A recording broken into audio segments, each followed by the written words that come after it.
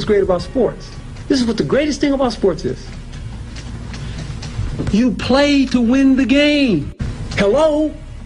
You play to win the game.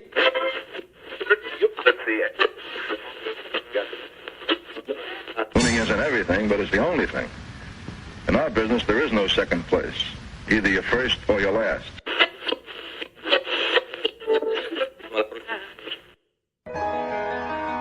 Ain't this what they've been waiting for? You ready? And now, the W with Walls and the Crew. Good morning. Where winning isn't everything, it's the only thing. On 100.1 FM. Good morning. And Facebook Live.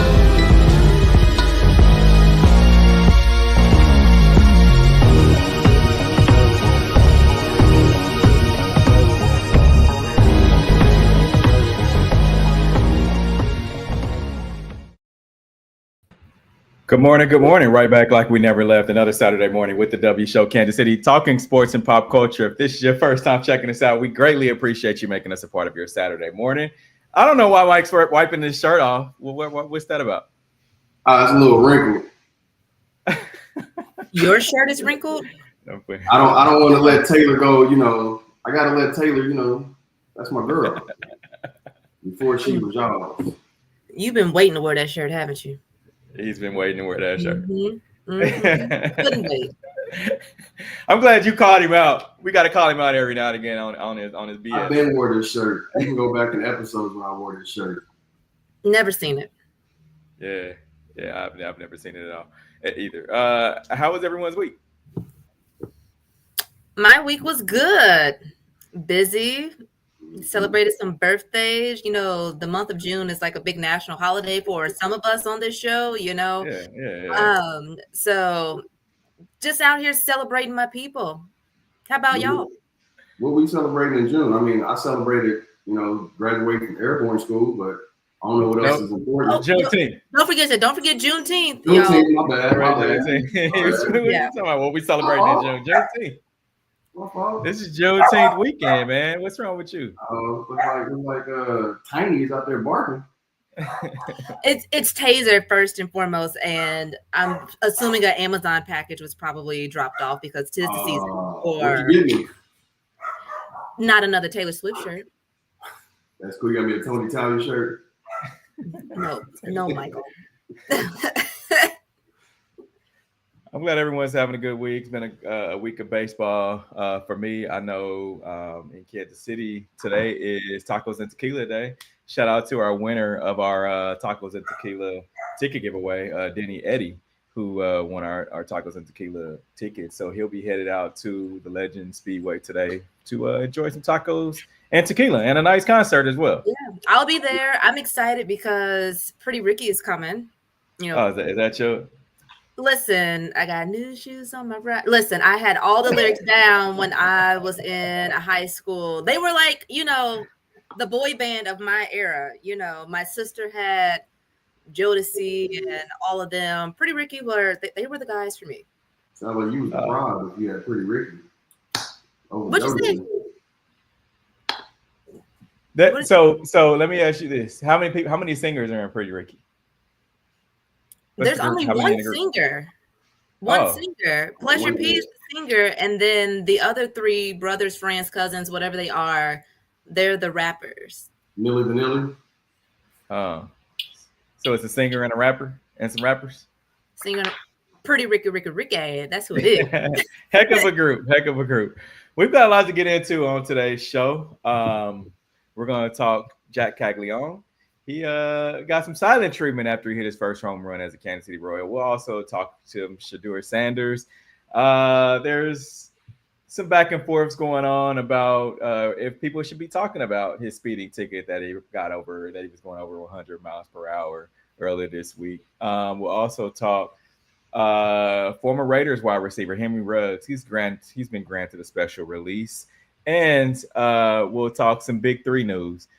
Let's get to our headlines up today. And now, here are the biggest sports headlines from this week. We bring them to you every Saturday morning on the W with Walls and the Crew.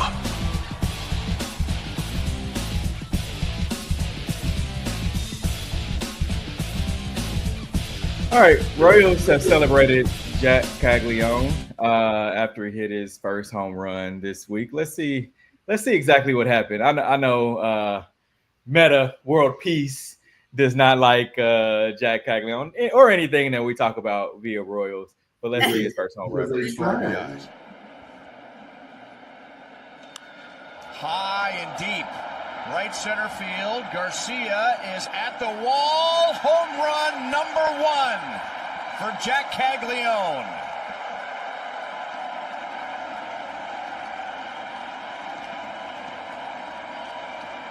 Lumberjack has arrived.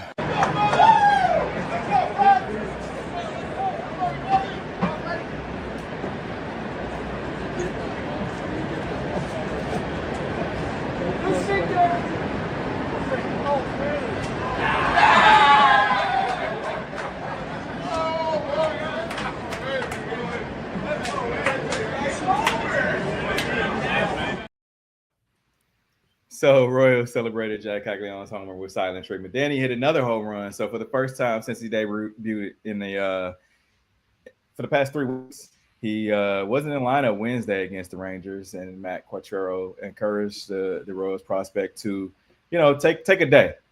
He's been going hard since he's been called up from Omaha, and he said that Matt Caglianone said that he wasn't going to do anything for the day. He was going to take a mental day and just kind of sit back and relax. Well, he ended up going to the ballpark early and taking some swings anyway on Wednesday, and then he came back Thursday and hit 2 home runs.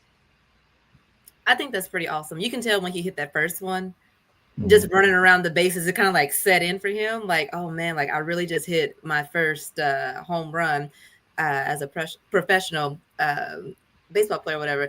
But then when I saw the silent treatment, I was just like, dang, how long are they going to let him sit in silence with this celebration? Because after a while, he was looking like, so nobody else saw that? Yeah. It's crazy, though, when you put it in perspective of how young he is.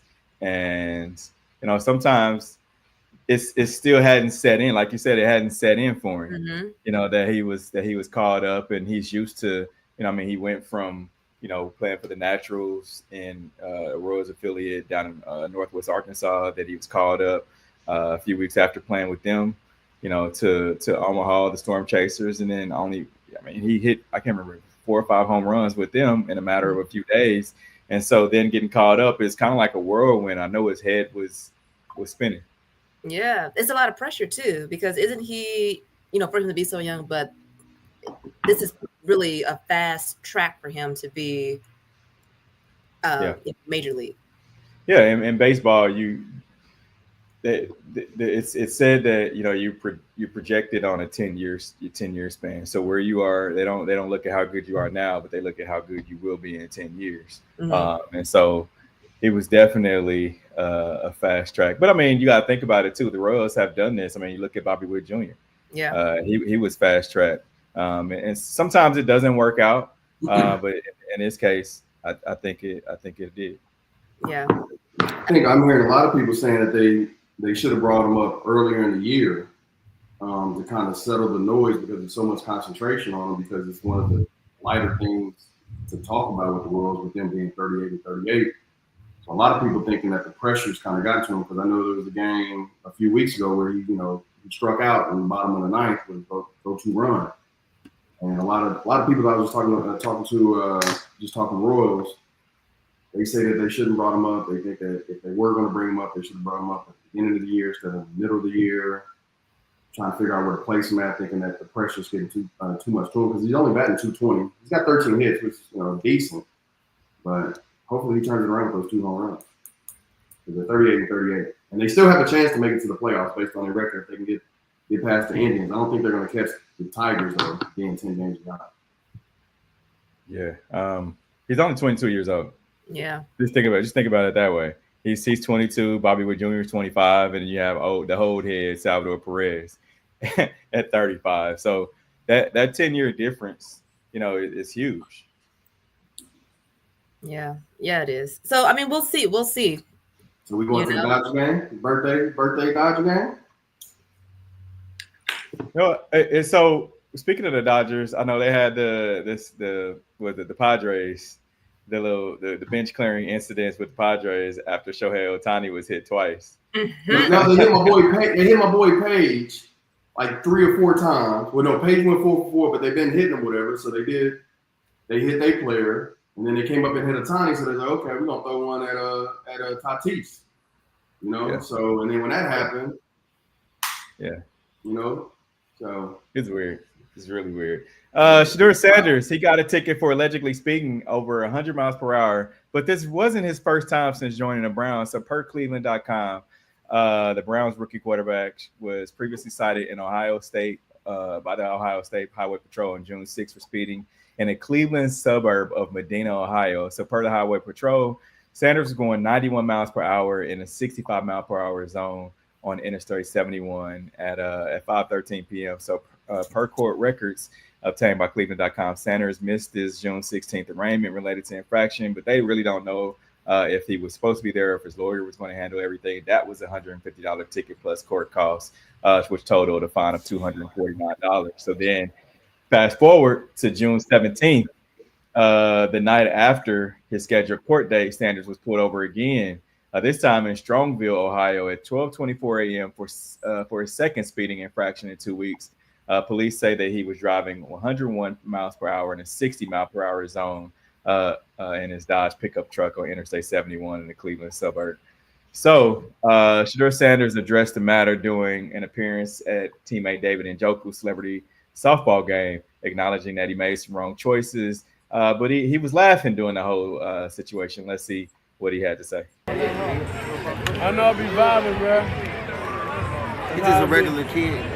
Like, what's wrong with y'all? I'm just a little boy. He didn't do nothing wrong. I haven't seen anything wrong. He's talking about overall in life. You know, I made some wrong choices personally, and I got owned up to him. I made some, not great choices. He's saying that because he's an accountable person. I learned from the real people. I learned. He don't be doing it. I learned. He's accountable. You guys' thoughts on this? Mike, go first. I think he needs to get a chauffeur like they did Eric Warfield, because Ohio's not playing now. If he was the number 5 pick, I don't think this would be a discussion, because I don't think they would have pulled him over. And I think if Cleveland was winning, I don't know. We know in Kansas City there's certain areas that you can drive fast in and certain areas that you can't. But I seen a joke on Facebook that said that's nothing. He was going 101. He was supposed to go 25 or something like that, showing the discrepancies on where he was drafted at. But I don't think nothing's going to happen, and I think if he gets the number 1 spot, which is projected to be, I don't think this all blows over. I think it's just bad timing with the Henry Ruggs story coming out this week and then him going 100-some miles per hour. I think that's just, just a bad look. Sorry. Well, I think that's the problem. Like you keep giving these athletes who are supposed to be the stars of these leagues or whatever, nobody is above the law, even though we live in a world where a lot of people act that way. I think if they don't, not saying he needs to do any jail time or anything like that, pay your fine, do whatever. But I think that some type of serious conversation needs to be had with him, because he got too much dip on his chip. A little bit. Yeah, I agree. I agree with that. I mean, you think about it this way. We've seen so many different athletes. Now, granted, he wasn't drinking and driving. He wasn't excited with a DUI or anything like that. But he was going over 20 miles per hour over the speed limit. 101 and 65, that's madness. Mm-hmm. Now, we've all been speeding before. Is it though? Listen. We've all been speeding before, but we are in the same shoes as Shedeur Sanders, right?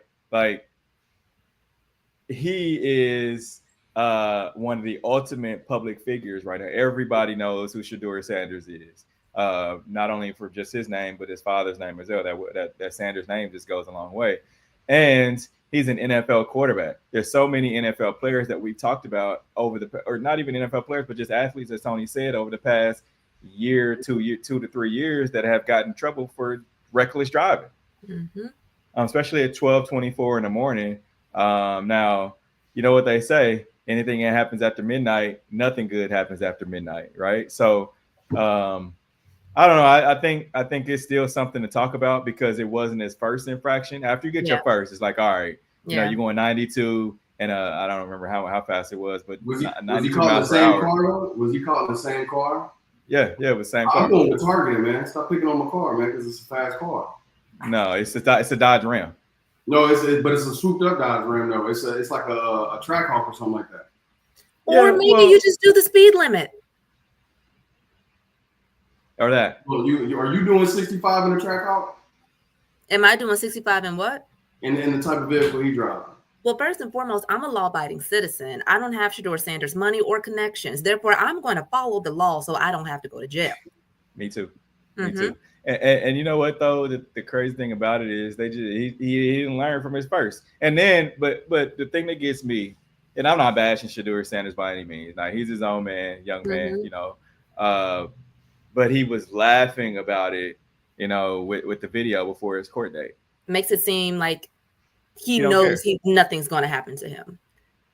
So, but also just with everything, like you said, Steve, him being in the spotlight, everything that happened like during the NFL draft, you had people who, you know, had like sympathy towards him and all of that. Like, yeah, he's just a great kid. But then when you do things like that, it's like, how serious are you?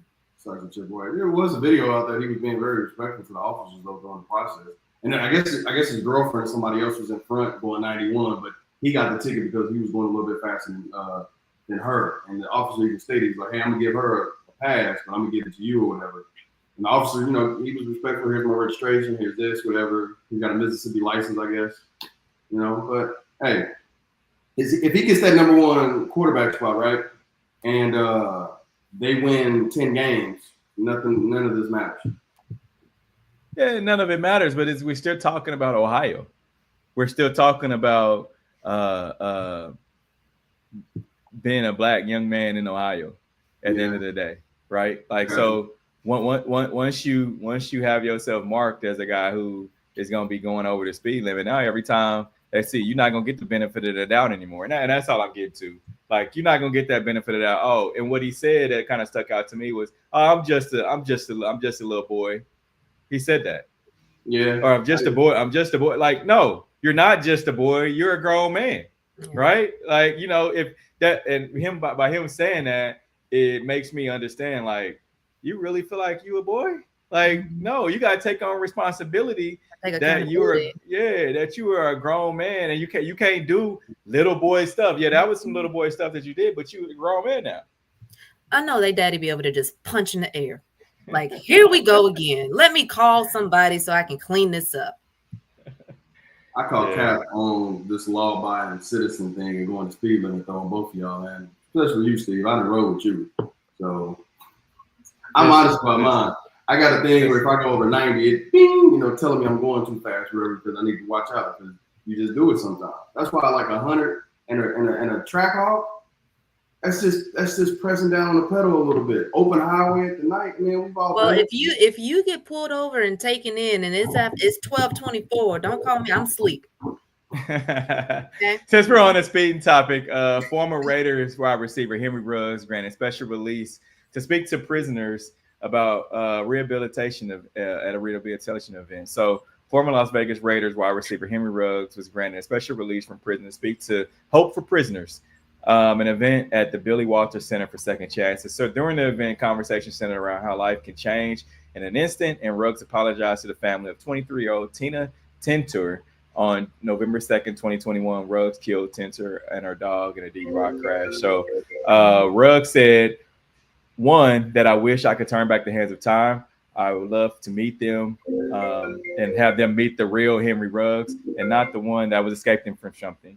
He said, I sincerely apologize for the only being part of the situation, but the fact that not to take shot at you, but the fact that my face is always in the news. My face is always in the newspaper, so they have to constantly be reminded of that situation. So if you guys don't remember, in May of 2023, Ruggs pled guilty to a felony DUI crash causing the death of vehicular manslaughter. He continues to serve his 3 to 10-year prison sentence and is eligible for parole next August of 2026. He also said he'd like to return to the NFL.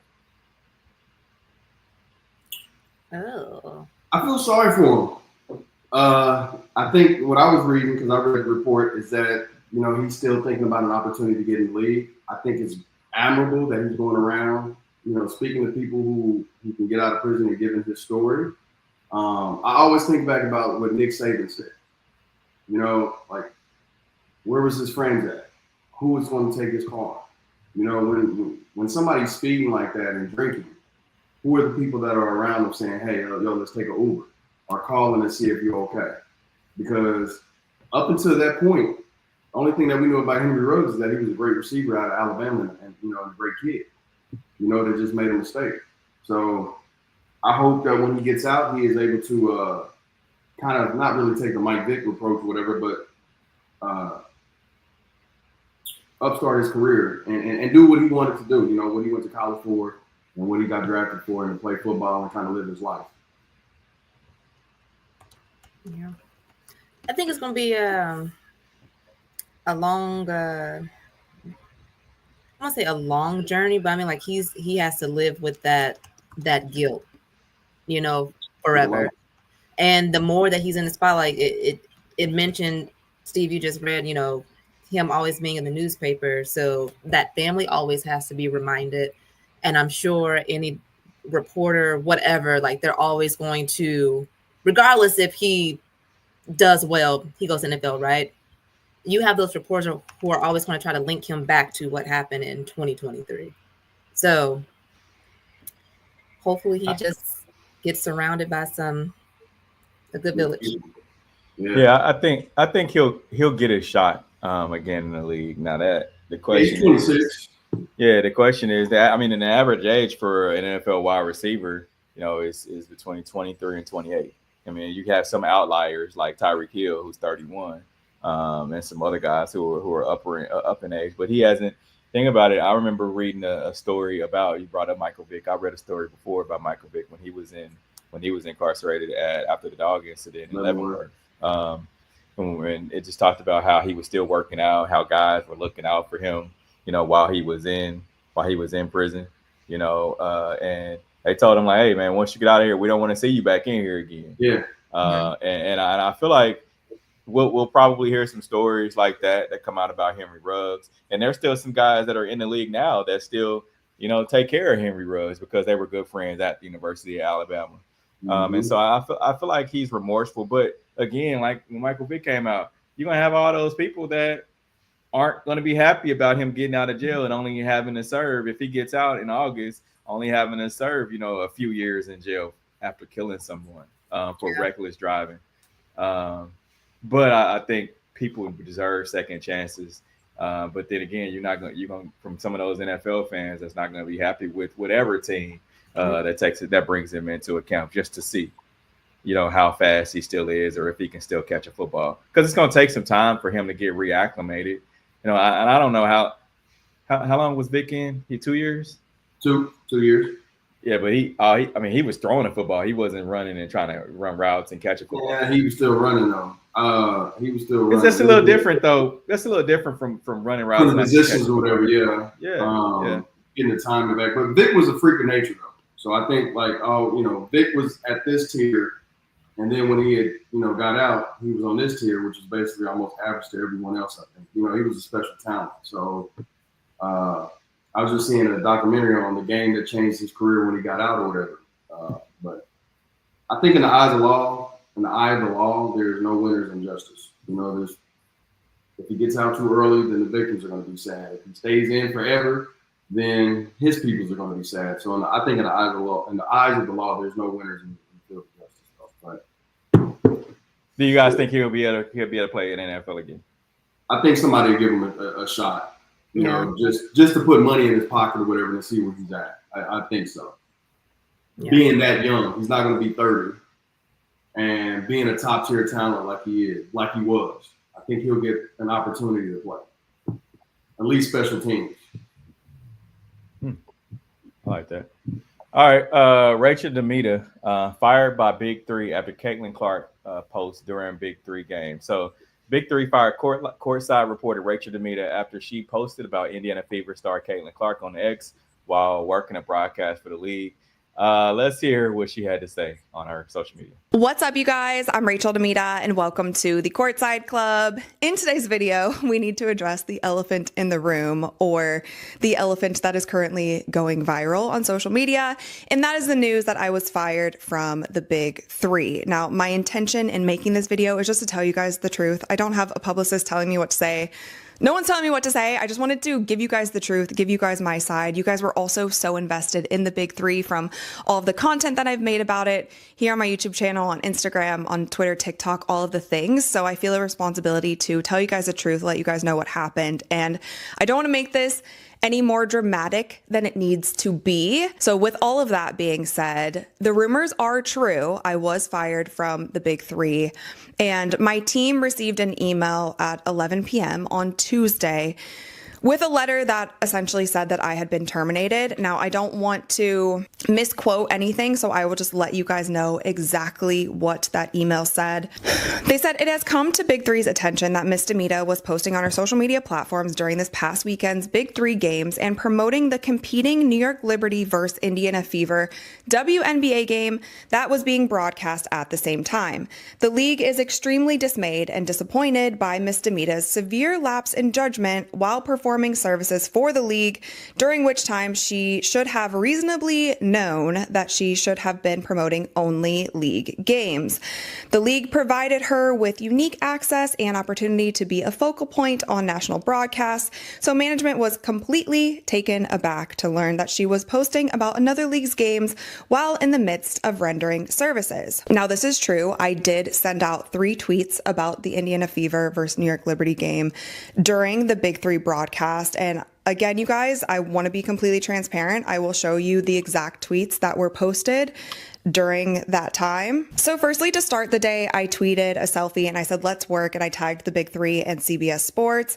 And then I tweeted this highlight 3-pointer of Caitlin Clark, and it said, "For those who question the hype," and that was a tweet that directly came from me. And then I retweeted a Nike basketball tweet, and then I also retweeted when the Indiana Fever won the game. I did continue to tweet about that game, but it was after the Big Three broadcast.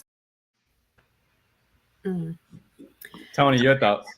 It has to be more to this story and why this particular game or her tweeting was the last straw. Obviously, working in news, there are some language in contracts where, yeah, you're not supposed to, basically promote your competitors, work for your competitors, all that jazz, right? But it has to be more to this story because given that Caitlin Clark is who she is, I don't know, like, why the Big Three. Well, first and foremost, are people paying attention to the Big Three? I don't think they're as hot as they. I don't think they're as hot as they were. Gotcha. Yeah, I don't think they're as hot as they were. They're paying attention a little bit more now because of some of the fights that happened earlier. Well, that's why I learned about it, because of all the fights, right? I didn't know that they were actually in season playing, but no, I do think it's more to this story as to why the Big Three chose this moment to say, okay, we're going to go ahead and let you go. Yeah, I agree with that. There's some more to the story, I'm assuming, but I also think that the Big Three has kind of been a little petty too, because one, it was the Big Three for men, not Big Three for women, right? Yep. Like, so there's no competition, because we've all noticed and everyone knows how most folks that are watching men's basketball aren't watching the women's game as well. Mm-hmm. Like, there's some overlap there, but there's more folks that are just totally focused on women's other than the men. And not only that, but if you guys remember, and we talked about this on the show, that Ice Cube offered Caitlin Clark to come over and join the Big Three. Now, with Rachel posting about Caitlin Clark, I think the higher ups kind of got upset. It's like, she don't want to be a part of us, so we don't want someone that's affiliated with us, that's watching us, to then take their focus off of us and watch what she's doing. So I think that had a lot to do with it too. But I also feel like, just as a journalist, period, whether you're in sports, politics, human interest, whatever your beat is, like, it's almost your duty to talk about all sports, all things, right? So it's not my fault that the big three isn't on, whatever platform or whatever. But as a sports journalist, I should be able to engage with my audience who are sports lovers. Yeah. And I get the fact that, maybe she shouldn't have posted her own post. But as far as like retweeting something that's on social media, and we don't know if it was during a timeout, we don't know if it was during halftime, we don't know if it was whatever it was during. And that really doesn't matter. But I think, if she's retweeting, if she's scrolling her thing, getting ready to type something, and she happens to see something, let me just retweet that real quick and continue what I'm doing. Like, I don't think that matters. Yeah. However, I do feel like if the big three is being petty and, she's done her due diligence as a journalist for them, influencer, what have you, I feel like this could potentially set her up to do other things or the WNBA. Yeah. So big three, this may fire back on you. It's amazing how I hear about this story, but I don't really hear anything about the repercussions of Steven Jackson and the altercation that he had a couple of days ago at the game, and the fights that they're having. It's the outlook of it is becoming a different culture. I don't see it on Fox Sports. I don't see it on ESPN. I don't even know what network it's on. And I would love to see it. I would love to see, better players like the Michael Beasley situation or whatever, when he had played one-on-one with Lance Stevenson and seeing him play. I would like to see that, but I'm not seeing any more promotion like I did the first time. Now, probably because it's teetering down, because now the WNBA is getting all the hype, and Caitlyn Jenner and Angel Reese. But I think firing her, and that's a topic to where, and I don't see Steven Jackson's situation being reprimanded. I think it goes to the whole double standards thing, what women can do versus what men can do. I don't want to go down that slippery slope, but okay. Yeah. Yeah, I mean, I agree. Because you got to think about it too.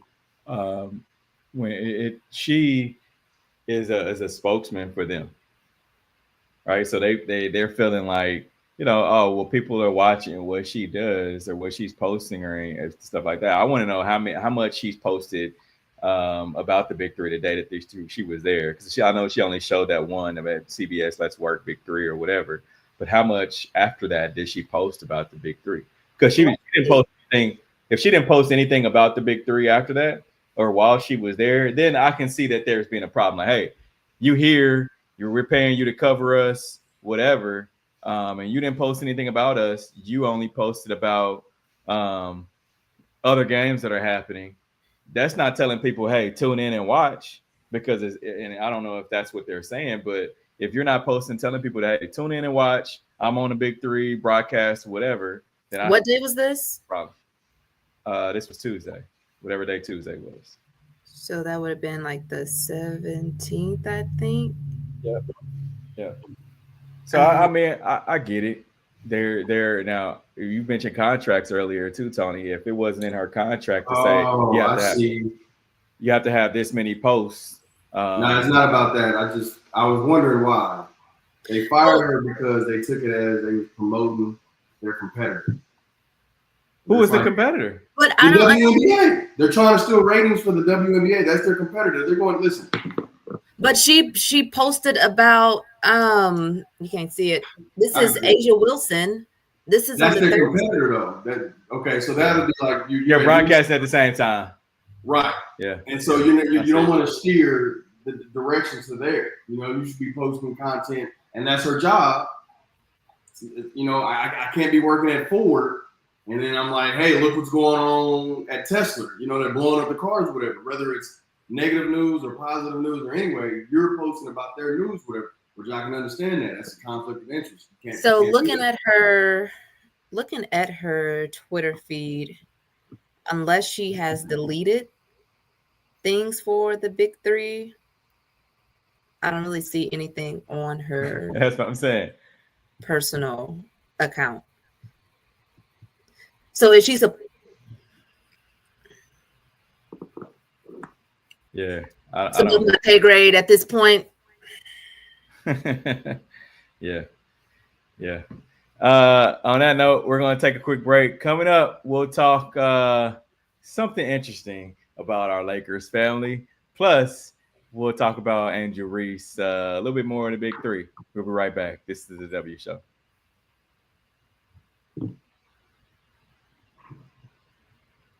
Winning isn't everything. It's the only thing.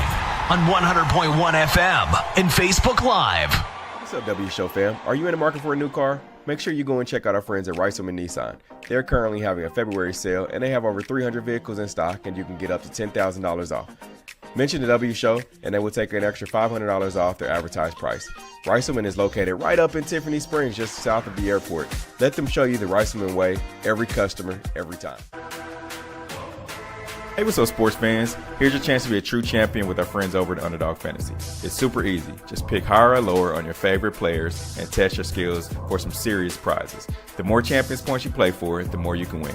Stack points, climb the ranks, and show everybody that you're built different. And when you sign up, don't forget to use promo code The W Show. That's right, use promo code The W Show to get in the game. Let's make some champions today. This holiday season and every day of the year, the Sola Santa Do Good Foundation is here to make a difference. They are a 501c3 organization dedicated to connecting high-functioning individuals with disabilities and their families to vital resources, support services, and opportunities. Through personalized professional development, community awareness, and education, they empower lives and create lasting change. Join their mission to do good 365 by volunteering, donating, or partnering with them today. Visit thesolacenter.org to learn more. Together, we can help everyone experience the fullness of it.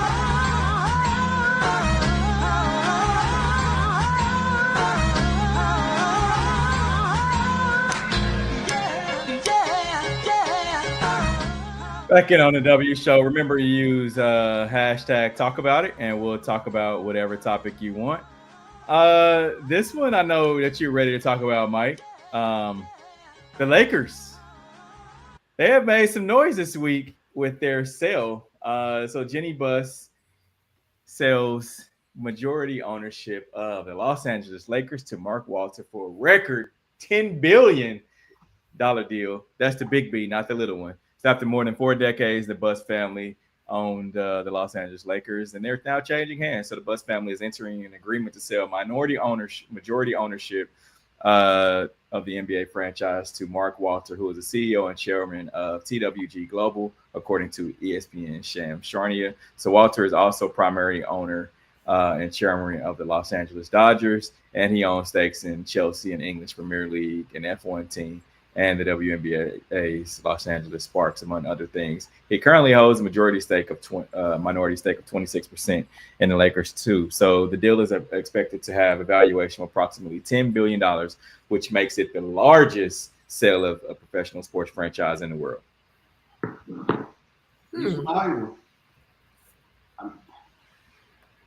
I think this is what happens when you have several other family members who are not interested in the family business, and you have those board of director meetings, and the pressure is on just to sell, and then you get an offer of $10 billion. And what do you say to your other shareholders when your siblings want to sell already? You know, that's not their passion. That's not what they want to do, and they feel inadequate at the situation. But it's going to be a lot different with not seeing the Buss family, you know, holding the reins over the Los Angeles Lakers, man. I mean, Jerry Buss not only transformed the Lakers, but the NBA, you know, with everything that he had implemented, you know, for the Lakers. But, I mean, if Jenny's single, I mean, I'm looking, you know, so. She don't want you. Listen. Man, so the Buss family reportedly will keep a minority share of about 15% or for at least some time. Jenny Buss, who has been the team's governor since 2013, will continue in that role for the foreseeable future, even after the sale. So my thing is I'm hoping that, you know, after this sale, they don't change up things, you know, because like the Lakers were one of those premier organizations to where they set the standard with that Buss family. They just set the standard of how, you know, ownerships, because we see and we talk a lot about this, about like how there's a player grades for NFL teams, right? I think if there were player grades for NBA teams, there may be, we just don't see it but hear about it. But if there were player grades for NBA teams and just ownership, I feel like the Lakers would be top. You know, I mean, you have the Lakers, you have other teams around every other league that you just hear about, and it's like, man, the ownership is cool. You know, they don't fret about what we do. They want us to bring our personalities, things like that. I think the Lakers are definitely that hierarchy of, you know, team ownership. I've never heard anything negative about the Lakers. I mean, I've heard stories. Like I just saw one the other day about Chris Webber when he got traded. Him and Matt Barnes got traded for the 76ers. And he was there with AI, and they were talking about how they practice at Temple University, which is a downgrade of facilities to even practice in, and how they had to pay for parking, how to pay for their clothes to get clean. Just little things like, and he said, I know we have the money, but he was telling AI, like, yo, this is what you do, you know? Like, this is not how the league works. And you hear this from different organizations, you know, how Jeff Teague went to Indiana from Atlanta and they had a buffet or whatever. And Larry Bird came in and was like, nah, you got a per diem. Go get your own food, you know? So different management styles, different, you know, organizational leadership, they do different things. Now, I hope they trade LeBron if you want to talk about anything differently, you know? So if you want to, you know, stamp your mark on, you know, being the new owner, that'd be great. Get maximum return. All right, you talk about maximum return. Chicago Sky's Angel Reese is trying to get maximum return about a trademark she's just filed, me bounds. So in response to online criticism, Angel Reese has faced a lot of it, centered around the notion that she's only good at grabbing rebounds. So specifically ones that are generated by her own missed shots. So the talk has only grown louder. Chicago Sky are now only 3-7 and have struggled to start the season, becoming prominent enough for the term for rebounds to emerge as me bounds. Let's hear from Angel Reese and what she had to say. Oh, that's what it said. Whoever came up with the me bounds thing, y'all ate that up, because rebounds, me bounds, key bounds, anything that comes off that board, it's mine. it's mine. And a brand, that's 6 figures right there. Whoever came up with that, the trolling, I love when y'all do it, because like the ideas be good. Like when y'all have to alter my face because I'm cute. All right, whatever. Like that doesn't get me. But like when y'all came up with me bounds, because statistically all the rebounds that I get aren't always just mine. They're like the defenses too, or somebody else's on my team.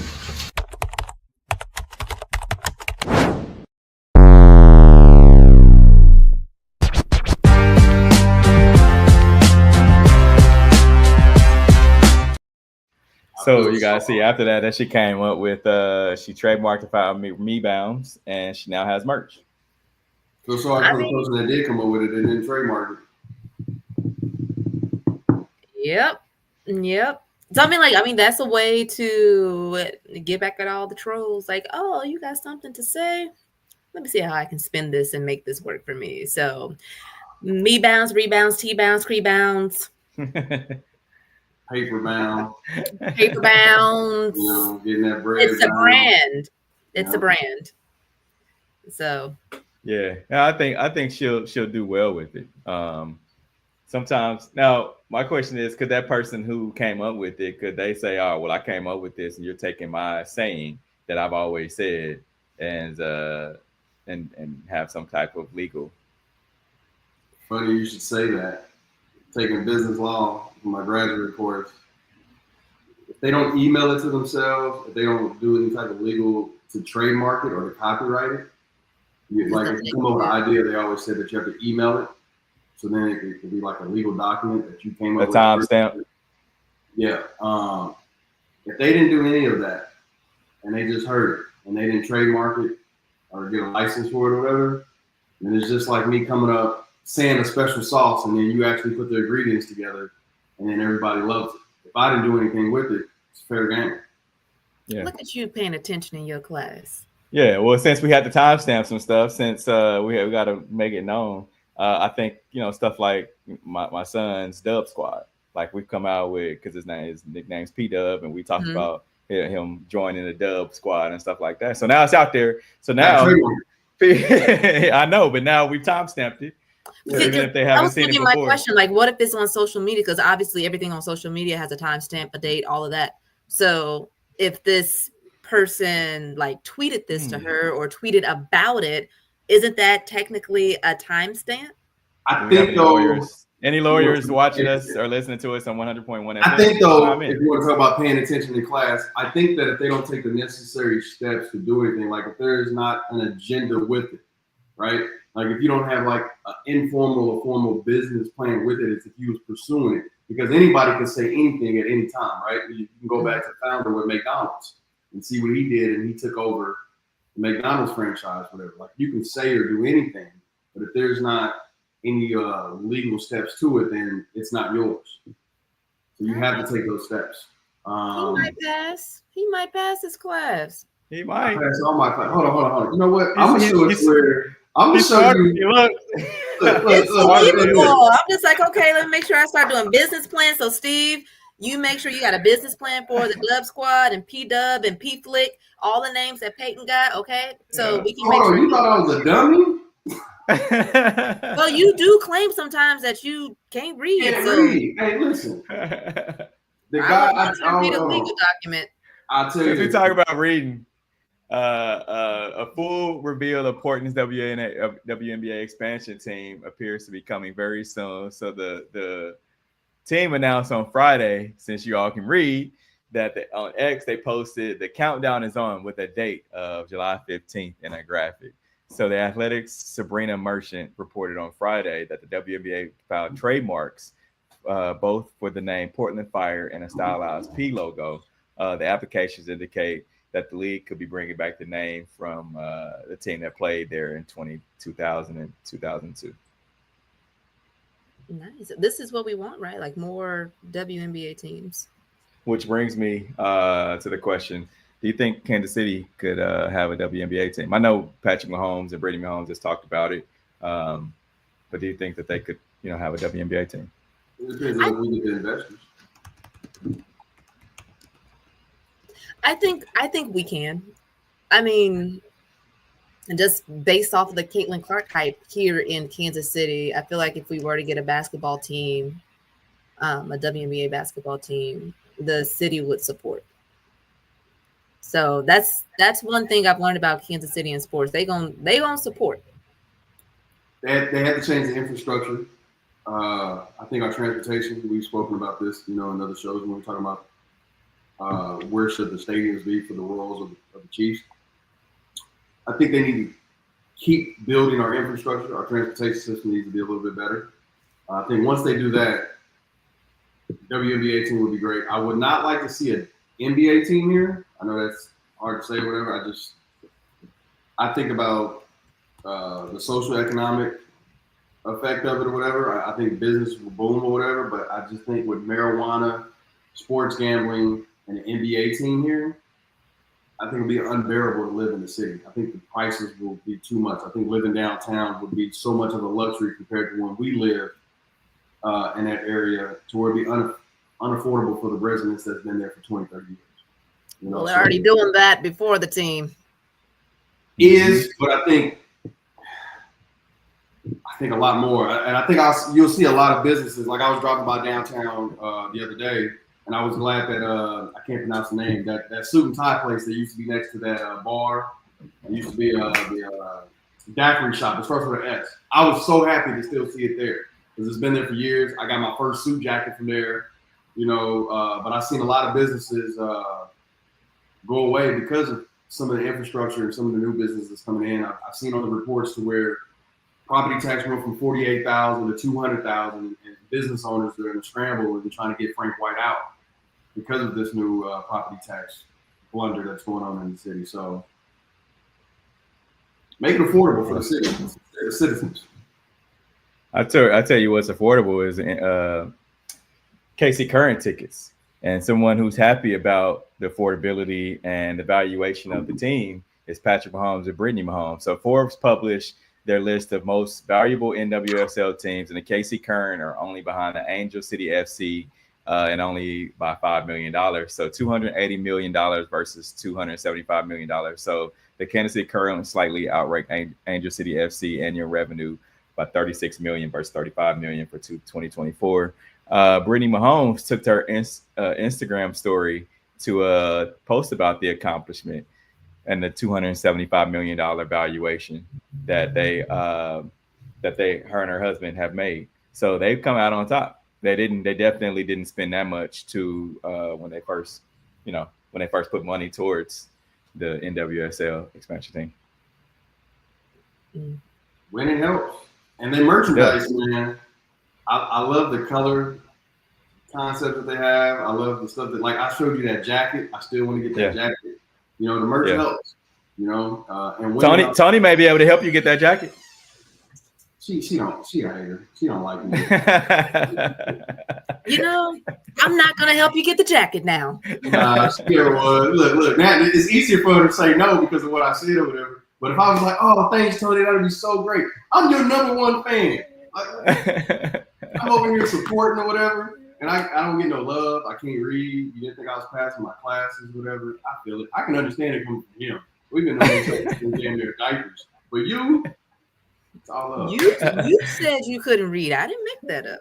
Yeah, that was a quote from you, my brother. All right, one better will win almost $900,000 if Indiana Pacers wins the 2025 NBA Finals. So the Indiana Pacers have been one of the great underdog stories in recent NBA history, making the 2025 NBA Finals with the 66-1 odds to win the NBA title at BetMGM heading into the playoffs. So after winning 108-91 in Thursday night's Game 6, the Pacers have won a remarkable 10 games outright as an underdog and are very real profitable at 14-8 against the spread this postseason. So while the Pacers entered the NBA Finals as a huge plus 500 underdogs to the Thunder, one better believe before the NBA Finals began that it stands to win almost $900,000. So a better in Colorado placed a wager of $127,667 on the Pacers to win the title at plus 700 odds at Fanatic Sportsbook. So before Game 6 in the Eastern Conference Finals against New York Knicks on May 31st, the wager would win $893,669 if Indiana can win. When did he place the bet? When's the time stamp for the bet? May 31st. So another guy put down 1,000 April 26th. I mean, what did I say? What did I say when they were playing the Knicks? I said I think the Pacers can win it. I've been saying I think the Pacers can win it. I just wish I to win how much? The 1,000. I think he's going to get a couple $100,000. Oh wow! Because he placed it in April before like the beginning of the playoffs or whatever. So the odds were about I think plus 1,700. I wish I would have put money behind my conviction of the Pacers winning it. And then somebody would have got that Jamaica trip. Since I can't go, but we talking about jackets. You might get that jacket after all. I'm still on the hustle every day. So,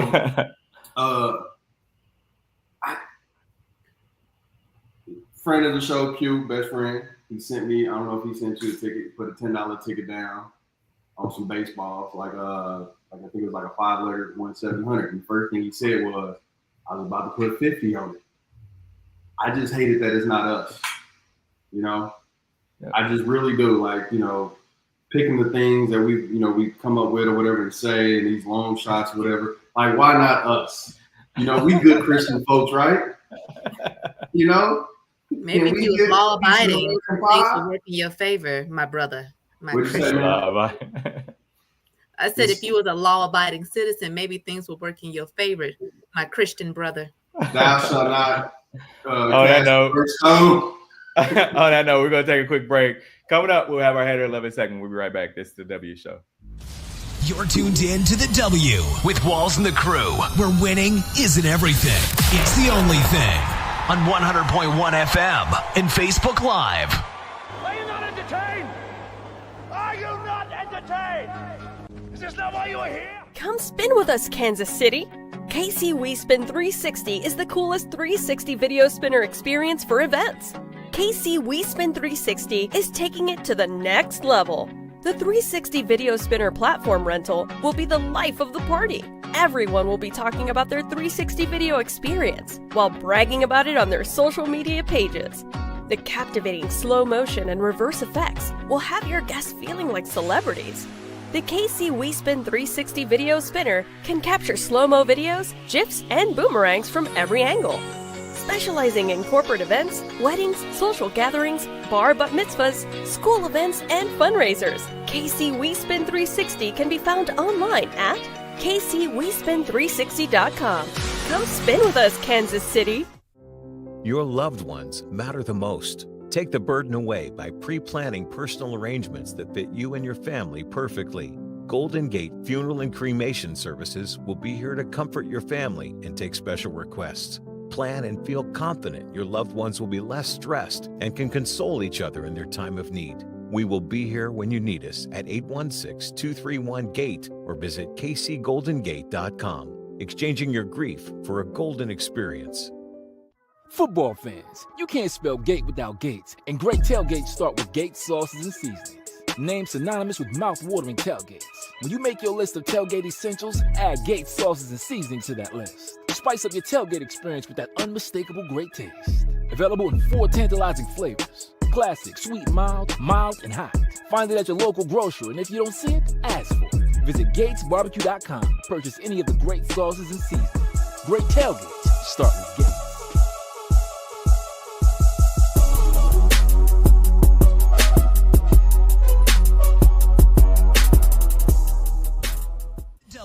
With Walls and the Crew, where winning isn't everything. It's the only thing. On 100.1 FM and Facebook Live. Love it or hate it. Hate it. If we love it, we talk about it. If we hate it, we move on. All right, coming up first for our sneakers of the week this week. I think this is a good week for since y'all complained about our sneakers of the week. So we have first our Air Jordan Grape 5s. You guys like those? I like them. I can dig them. Oh, you got those? Yeah, come on. I got those and the purple ones, man, and the gray. Come on, brother. Okay. All right, Nike Air Foam Posit 1, whiteouts. I like them. Yeah, I mess with them. I really like these, but I'm old enough to know, like, white shoes really don't work anymore, especially with white bottoms. It's just like spending $300 on some white shoes that just don't work. We can wear them to the white party, whatever, Labor Day weekend. Just the one time, right? Yeah, just one time. All right, Nike Dunk Low next Natures in 7s. All right, Air Jordan 1 Low OG women's washed teal. Tony, this is the women's. I like them. The teal. Yeah, I like those too. All right, Pirates reliever Dennis Santana suspended 4 games, fined by MLB for taking swing at fan in Detroit. Hater, love it. I love it. I wish it was me he was swinging at though. Why? So you get paid. Jamaica, baby. Let's see what happened. Yeah, if you look, a fan was talking crazy to him, and then he just took a swing. It looks like he was a fan of the team, though. He had on the jersey. Yeah, no, I think it's the guy next to him. Yeah, I don't know if he was. That's the thing. It's like they have to say, fans and players nowadays, you have to say something really, really bad for a player to get that mad. What's that pitcher's ERA though? If it was like over 8, he probably said that. And he's been suspended 4 games, plus he has a fine over a fan. Well, where them fans at? All right, Saquon Barkley, Patrick Mahomes, and Jalen Hurts top NFLPA merch sales since 2024. Hater to love it. I love it. I love it. A historic 2024 season that was capped off with Super Bowl victory led to a spike in merchandise sales for Saquon Barkley. So per Pat Lieberman of CLLCT.com, the Philadelphia Eagles running back led all players in NFLPA merchandise sales over a 365-day period from March 1st to 2024 through February 28th of 2025. So Barkley's teammate Jalen Hurts ranked 3rd on a list with Kansas City Chiefs quarterback Patrick Mahomes at number 2 between the Eagles duo. So per NFLPA's official release, Barkley is the first running back to finish number 1 on a list since Ezekiel Elliott in 2017, coming off his stellar rookie season with the Dallas Cowboys. Y'all like that? I love it. Because Jalen Hurts, man, when I sit back, not even just about the game, when I sit back and I watch his interviews and the way that he speaks and everything that he does, it just pumps you up, man. You know? Yeah. Yep. I agree. You gotta love Saquon, man. Leaving the Giants from that type of situation, seeing the process of what the general managers were thinking about his value and what they wanted to do with the team, and then he just goes to the Eagles in their division and just gets a chip. That's love. You know, that's just talking to your haters and giving it right to them, Tony.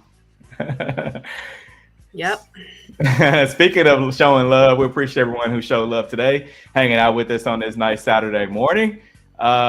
Next week, remember, catch us live. We'll be at Riceman Nissan. They'll have some food. They'll have a car show, a classic car show. Come hang out with us from 11. Birthday weekend, right? Nissan. 11 noon, Riceman Nissan. Yeah, for both myself and Tony. It's our birthday weekend, baby. What we doing? Malibu and pineapple? With a splash of ginger ale. All right, come hang out with us next week. Until next week, we are out of here. Bye.